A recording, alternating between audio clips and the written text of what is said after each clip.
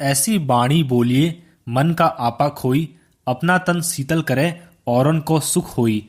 दोस्तों यहाँ पहली साखी में कबीरदास जी कहते हैं कि ऐसी वाणी बोलो जिससे मन का अहंकार नष्ट हो जाए, मतलब मन में जो स्वार्थ भावना और सांसारिक मोह है वह छूट जाए। जिसकी मीठी और सच्ची वाणी अहंकार को समाप्त करती है उसका शरीर शीतल और शांत रहेगा और उसके पास आए हुए व्यक्ति भी सुख का अनुभव करेंगे। कस्तूरी कुंडली बसे मृग ढूंढे बन माही, ऐसे घटी घटी राम है दुनिया देखे नाही। दोस्तों यहाँ दूसरी साखी में कबीरदास जी ने मनुष्य और कस्तूरी मृग के इधर उधर भटकने के भाव को चित्रित किया है। कबीरदास जी कहते हैं कि मृग वन में इधर उधर कस्तूरी को खोजते हुए इसलिए भटकता है क्योंकि उसे पता ही नहीं है कि यह सुगंध उसकी नाभि में ही रहती है। इसी प्रकार राम तो कण कण में बसते हैं, वह स्वयं हर मनुष्य में रहते हैं, लेकिन माया में डूबा वही मनुष्य कस्तूरी मृग की तरह उन्हें बाहर खोजता हुआ भटक रहा है, लेकिन राम उसे नहीं दिखते। जब मैं था तब हरि नहीं, अब हरि है मैं नहीं, सब अंधियारा मिटी गया जब दीपक देखा माही। दोस्तों यह तीसरी साखी में कबीरदास जी कहते हैं कि जब मैं था मतलब जब माया थी तब सभी तरफ अंधियारा था, और जब से हरि मुझे दीपक की तरह दिखने लगे हैं तो मेरे सामने से यह अज्ञानता का अंधकार पूरी तरह से मिट गया है। सुखिया सब संसार है, खाए अरु सोवे, दुखिया दास कबीर है, जागे अरु रोवे। दोस्तों यहाँ चौथी साखी में कबीरदास जी ने मोह माया में फंसे मनुष्य की मनोदशा का वर्णन किया है, जो सच्ची भक्ति के अभाव में अमीरी का जीवन व्यतीत करता है।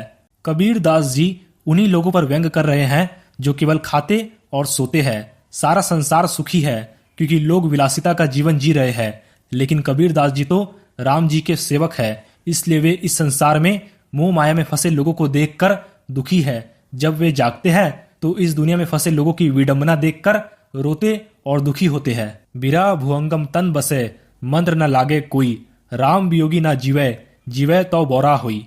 दोस्तों यहाँ पांचवी साखी में कबीरदास जी कहते हैं कि जिस प्रकार से किसी वियोगिनी का तन मन अपने प्रिय की ओर लगा रहता है, ठीक उसी प्रकार मोह माया में फंसे लोगों के तन मन में भी सांप बसा रहता है, जिस पर कोई मंत्र प्रभाव नहीं डालता।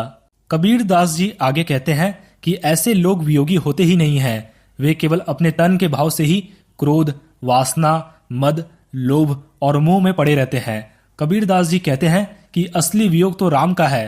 राम का वियोगी तो इस संसार में रहता या जीता ही नहीं है, लेकिन जब वह जीता है तो राम के लिए ही बावला बना रहता है। निंदक नेड़ा राखिए, आंगणी कुटी बंधाई, बिन साबण पानी बिना निर्मल करे सुभाई।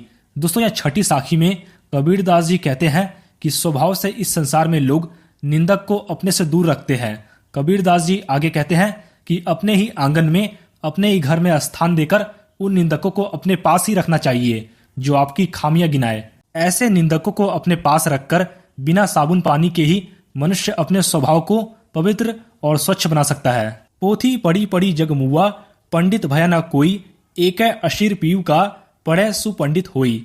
दोस्तों यह सातवीं साखी में कबीरदास जी कहते हैं कि मोटी मोटी पुस्तकें पढ़कर संसार में इस तरह नामी पंडित या विद्वान कभी भी सही मायनों में पंडित नहीं होते हैं। दरअसल कबीरदास जी की विचारधारा में असल में वही व्यक्ति पंडित है जिसने ईश्वर भक्ति और ईश्वर प्रेम का एक भी अक्षर पढ़ लिया है और समझ लिया है, मतलब जिसने ईश्वर भक्ति को पूरी तरह से अपने अधिकार में कर लिया हो और उसमें डूब गया हो, वही सही अर्थों में पंडित है। हम घर जान लिया आपना, लिया मुराड़ा हाथी, अब घर जालो ताश का, जे चले हमारे साथी। दोस्तों यहाँ आठवीं साखी में कबीरदास जी दुराचार और स्वार्थी लोगों से कह रहे हैं कि मैंने अपना घर जला दिया है, तुम भी अपने घर को बचाओ मत बल्कि जला दो।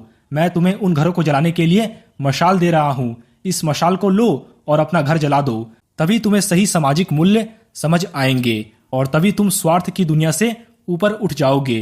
कबीरदास जी आगे कहते हैं कि ऐसा आदमी जो अपना स्वार्थ रूपी घर जला सकता है, वही आगे बढ़कर किसी दूसरे का स्वार्थ रूपी घर जलाने की तैयारी कर सकता है और इस बात की भी भूमिका बना सकता है कि ऐसे लोग ही उनके साथ रहे।